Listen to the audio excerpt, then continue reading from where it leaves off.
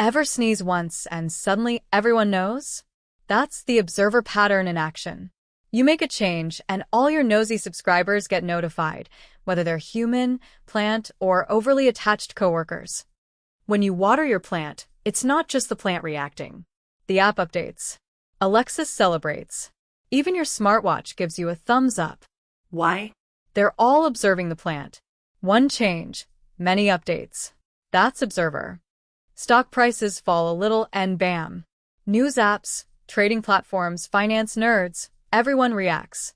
That's the stock market as the subject and the entire economy as observers. In code, you have a subject.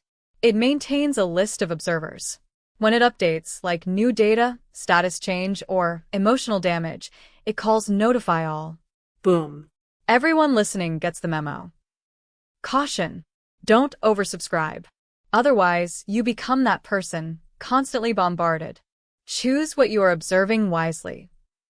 So next time you build a notification system, weather app, or stock alert, you're not just coding.